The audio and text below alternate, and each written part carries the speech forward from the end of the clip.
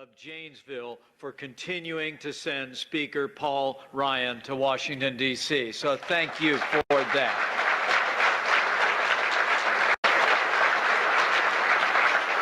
I also understand that your mom Betty is here. Where's Mom at? Can Mom take a bow? Would you mind standing up? Paul Ryan's mom, everybody. This is a big deal. Turn around and wave at the media. Wonderful to see you, and thank you for being with us today. You know, the President and I are grateful for your son's principled leadership in the House of Representatives. It seems like just yesterday, 16 years ago, when I arrived in Washington, D.C., just a couple of years after Paul arrived there. We were both young and dashing congressmen. And one of us changed. And one of us looks exactly like he did the day you sent him. But I'm deeply humbled to call your congressman and our speaker my friend. And I know for a fact that, Paul, your partnership with this administration is going to benefit the American people for generations to come, and we're grateful. Would you mind just giving him one of those standing ovations that you gave out to a few of us? He sure does deserve it.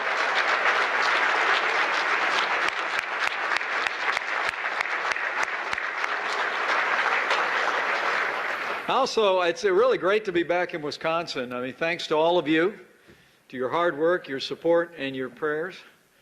Wisconsin voted to make Donald Trump the 45th President of the United States of America, and he and I couldn't be more grateful. You know, it was quite a campaign. And it's already been quite an administration, too, hasn't it? How many of you watched the President's address to the Congress on Tuesday night? Show of hands. How about that? You know, what you saw 3 nights ago is literally what I see every day. The boundless optimism, the energy, and an unshakable faith in the American people and the ability of the American people to make America great again. That's what you saw, and that's what inspired the nation. You know, it's deeply humbling for me to serve as Vice President of the United States. I'm just a small-town guy from southern Indiana. My grandfather actually immigrated to this country, came over on a boat from Ireland, went through Ellis Island, and drove a bus in Chicago for 40 years. I was actually named after my grandfather, Richard Michael Cawley. That's who Michael Richard Pence got his name from. I mean, I can't imagine what my grandfather is thinking about looking down from glory. Except that he's very surprised about his grandson. But also that he was right. He was right about America. Because anybody can be anybody in the land of the free and the home of the brave. And it's a joy to be with you today. And it's a joy for me to serve as Vice President in this country because America has a president with broad shoulders and a big heart. And speaking of which, on behalf of the President of the United States, let me say thank you, Wisconsin, for your support for our new Commander-in-Chief and our new President, Donald Trump. You know, it was hardworking Americans like all of you who are some of our biggest supporters. Communities just like Janesville were really the wellspring of support for President Donald Trump in this campaign. And on his behalf, I want to thank you for that support. And thank you for being here today. It's a privilege to be joined by a couple other people I want to mention before I get to the body of my remarks. I hope you can sense the caliber, the character, the experience, and the extraordinary competence that our new Secretary of Health and Human Services brings to this task. Dr. Tom Price, President Trump and I and people across this country are grateful that you have stood up to fill this important role in the life of our nation at such a time as this. Would you thank him again? And I'm also honored to be joined today by another great, dedicated public servant, Senator Ron Johnson. Thank you for being here. Thank you for your great leadership, and congratulations. Congratulations on the renewal of your 6-year contract here in Wisconsin. We couldn't be more pleased. But I also want to thank all the business leaders who are with us today, including and maybe most especially our host, Jane Blain Gilbertson, and the Blain's Farm and Fleet team. What an awesome company, what an awesome leader, what a great American success story.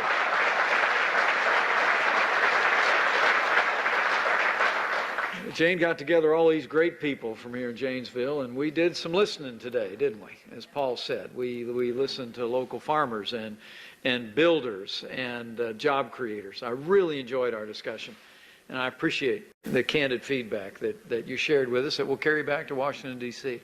But last but not least, let me just say thanks to all of you here who are part of this incredible Farm and Fleet team, the employees and the families that came out today. You are the backbone of our economy, of our country, of Janesville, and the President, the Speaker, and all of us are grateful for your character, your work ethic, and all you do to make this a great place to live and to work and to raise a family. Give yourselves a round of applause, folks.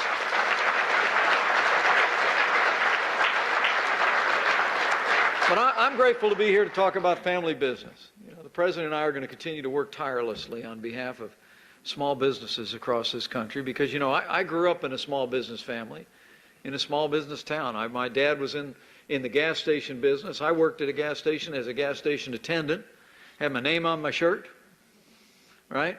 Little blue short sleeve shirt when I was only 14 years of age, and used to, for those of you that are a little bit younger, a gas station attendant,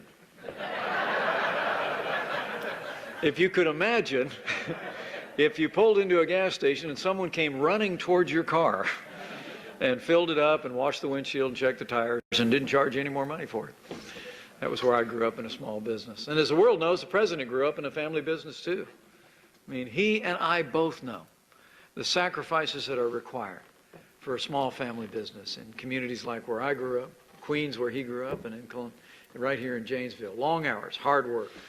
And we both know the fundamental truth of our economy.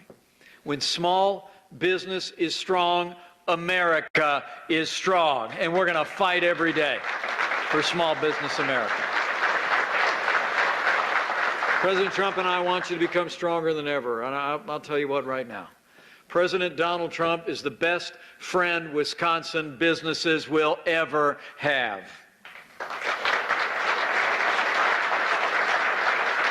You might have gotten that impression Tuesday night, just a couple of days ago. He actually talked about an employer up here. I don't know if you've heard about Harley Davidson here in Wisconsin. The President actually hosted Harley Davidson at the White House. It was an honor for me to join him, and you saw him talk about that in his speech to the Congress. I mean, companies like Blain's Farm and Fleet are the engines of the economy, Harley Davidson, and as President Trump said, whether it's going to be to kickstart that engine or turn the key of that engine, we're going to restart the engine of the American economy and create jobs and prosperity and growth like never before. I promise you that. In fact, it's exactly what he's doing. It's in fact already happening. On day one, he went right to work undoing job-destroying policies and executive orders of the last 8 years. After years of delays, for instance, President Trump authorized the construction of the Keystone and Dakota pipelines, creating thousands of American jobs and strengthening our energy infrastructure. He signed legislation. Thanks to the Congress and Speaker Ryan and Senator Johnson, he signed legislation already to roll back reams of red tape, and he's instructed every agency in Washington, D.C. to find 2 regulations to get rid of before they issue any new regulations on businesses and entrepreneurs in America. He's taken decisive action. He's taken decisive action to end illegal immigration once and for all, to strengthen our borders and uphold the laws of the United States of America. And businesses around America are already reacting and responding to President Trump's call to buy American and hire American. And they're doing that with optimism and investment all across the country, literally from coast to coast, and especially here in the Midwest. Companies are announcing they're keeping jobs and creating new ones, tens of thousands of jobs, literally since Election Day. It's not just the stock market that's taken a positive leap forward, but Companies like Ford Motor Company, just next door in Michigan, recently announced that they were not going to do a plant in Mexico. Instead, they were going to expand a plant in Michigan, and they called it a, quote, vote of confidence in President Donald Trump and his vision for America. And other businesses are joining them. I got to tell you, this administration has the biggest, boldest, and best agenda this country's ever seen. And we're going to pass it with the support of Speaker Ryan and our great leadership in the House and in the Senate, from top to bottom. And let me make you a promise. The Obamacare nightmare is about to end. You know, despite the best efforts of some activists at town hall meetings around the country, the truth of the matter is the American people know Obamacare has failed and Obamacare must go. I heard it today. I don't know if we're going to stop by Italian House later, but I'm hungry. Now we're not.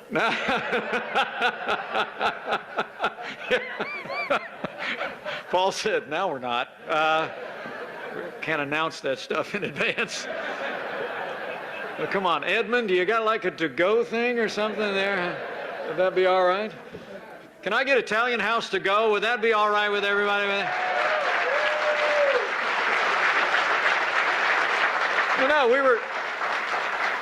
We were just hearing from Edmund a minute ago. He's a great employer, a great American success story here in Janesville, but he talked about the weight that Obamacare has placed on his great family-owned business. And it's a weight that's been placed on businesses and employers all across this country, let alone the weight it's placed on American families. I mean, literally, it literally is just a long list of broken promises, isn't it? I mean, remember all the promises about Obamacare? They told you the cost of health insurance would go down, right? Not true. They told us if you liked your doctor, you could keep him. Not true. They told us if you liked your health insurance plan, you could keep it. Not true. I mean, talk about your fake news. I mean, the truth is just virtually every promise of Obamacare has been broken. Today, Americans are paying $3,000 a year more on average for their health insurance than when Obamacare was passed into law. And premiums are skyrocketing. Last year, by more than 25% on average around the country. Millions have lost their plans and lost their doctors. And not only that, Obamacare, as Edmund was describing, is a job killer. And everybody knows it. The last few years, it's been hard enough to get ahead, and Obamacare has only made it much harder, in many ways, if not impossible, for many small businesses. The endless price hikes, the reams of red tape, eat up time and money that would be better spent growing your business and benefiting your workers. And every year, the burden grows. So do the hard choices that you have to make. But not for long. I'm going to make you a promise. You heard the President say it, and give direction to the Congress. And it's just going to start happening in just a few days. We're going to repeal Obamacare once and for all, and eliminate all its mandates and taxes and intrusion into your personal lives and into the lives of your business. And best of all, the President directed the Congress right after that election today to, at the same time that we repeal Obamacare, we're going to replace it with something that actually works and lowers the cost of health insurance for every American. The President and I want every American to have access to quality, affordable health insurance. That's why we're going to pass a better law that lowers the cost of health insurance without growing the size of government. And we've got an incredible team working literally every single day around the clock to get that done. And Secretary Price, America is one of the leading experts on health care in the country. I hope you picked up, he's a medical doctor. All right? I mean, how many times in Washington? It's only the third time in the history of the Department of Health and Human Services that a physician has led that department. The President and I are working with him, with Speaker Ryan and his outstanding team in the House of Representatives, with Leader McConnell, Senator Johnson, with all of our leaders in Congress, and we're putting the finishing touches on our plan even as this weekend rolls out. A better plan for a brighter future that's built on a foundation of individual freedom and personal responsibility will replace Obamacare. President talked about it the other night, but you know the outlines. We're going to give Americans the freedom to buy health insurance that's best for you and end the era of government-mandated health insurance in this country. We're going to let you buy health insurance across state lines the way you buy life insurance, the way you buy car insurance. That's how you bring down the cost of health insurance. You create a national marketplace, and then you get that little lizard and you get Flo on television and let them start selling cheaper health insurance to every American. That's the American way.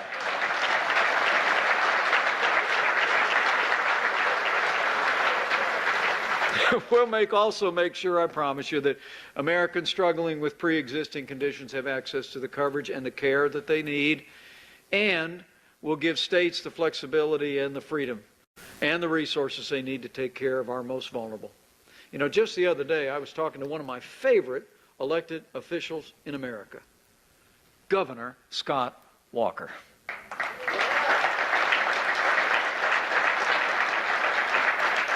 I mean, what is in the water here in Wisconsin? I mean, Governor Scott Walker is not only leading the association of fellow governors of his party across the country, but he's a recognized national leader, and I'm honored to call him a friend.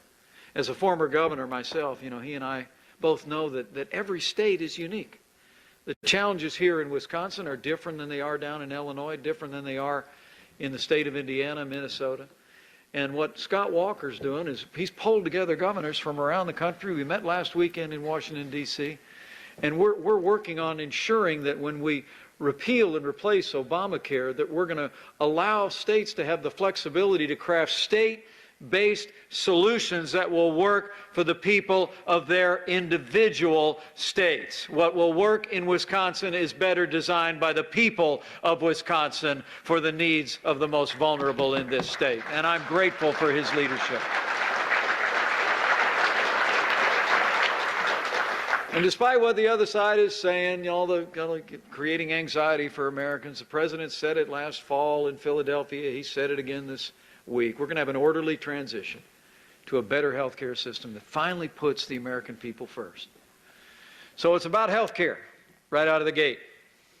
And our 45th president has said that's the #1 priority, and we're going right to work on it in just a matter of days. But President Trump's agenda doesn't stop there. I could keep you here the rest of the afternoon to tell you about all the things the president planned, but let me touch on a few. You know, I loved it when he was out campaigning in Wisconsin, and I was a little bit myself. President Trump used to say he had a 3-part agenda: jobs, jobs, and jobs. And this president is going to get this economy moving again by passing the biggest package of tax relief since the days of Ronald Reagan.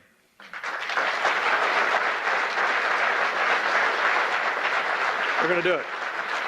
With the strong support of Speaker Ryan and Senator Ron Johnson, we're going to cut taxes across the board for working families, small businesses, and family farms. We're also going to keep rolling back job-killing regulations, rein in unelected bureaucrats so they can't cripple the economy from the comfort of their taxpayer-funded metal desks in Washington, D.C.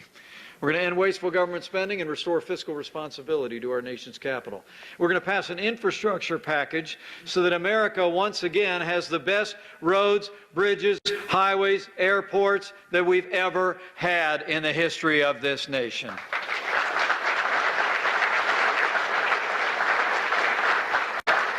You know, President Trump and I believe that roads mean jobs, and not just road jobs. When you have the right infrastructure, this builder who's become president knows the right investments and the right infrastructure is going to make for a more prosperous Wisconsin and a more prosperous America. And ladies and gentlemen, make no mistake about it. Thanks to President Trump, this economy is going to grow faster than ever before. But making America great again also means restoring safety to our streets, keeping our country secure, and President Trump hasn't wasted any time on that either. I'll tell you what, in my lifetime, I couldn't be more proud, because I've never seen it at this level, and they know it. President Trump stands with the men and women who serve in law enforcement all across this country like no one I've ever met. We're going to stand with those men and women who keep our communities safe every single day.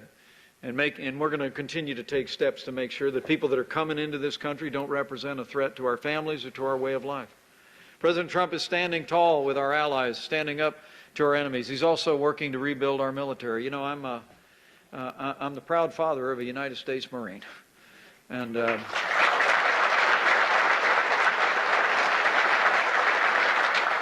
truth of the matter, in recent years, we've seen budget cuts that have failed to provide our soldiers, sailors, airmen, and Marines with the resources that they need to do their jobs. That's all about to change. Under President Donald Trump, with the leadership of this Congress, we're going to rebuild our military. We're going to restore the arsenal of democracy. We're going to make sure our armed forces have the resources and training they need to protect our nation, starting right now.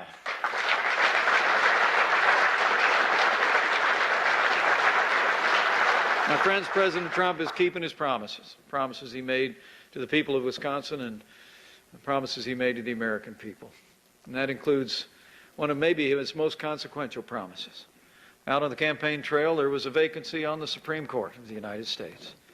The President said that he would promise to name someone to the Supreme Court in the tradition of the late and great Justice Antonin Scalia. And I promise you, in Judge Neil Gorsuch, President Trump has kept his word to nominate a jurist who will uphold the God-given liberties enshrined in the Constitution of the United States of America, and we look forward to him being confirmed by the United States Senate. So, health care reform, tax reform, regulatory reform, taking steps to make America secure, ensuring that the highest court in the land upholds our highest ideals. That's what it looks like to make America great again. And President Trump is fighting to make that happen every single day, every single moment, and we're going to continue fighting. Now, we're hearing from plenty who want to stick with the status quo, whether it be on health care or other issues. You know, whether it's the media, the establishment, insiders, or the rest, they have no problem standing in the way of change. But trust me, whatever challenges face us today, we're going to stay in the promise-keeping business, and President Trump is going to deliver on this moment for the people of the United States of America. And we're going to make America more prosperous again. We're going to have a better health care system that respects the doctor-patient relationship and harnesses the power of the private marketplace. We're going to make America safe again. And with your help and with God's help, I'll promise you, Wisconsin, I'll promise you, Janesville, we're going to make America great again. Thank you very much. We will make America great again.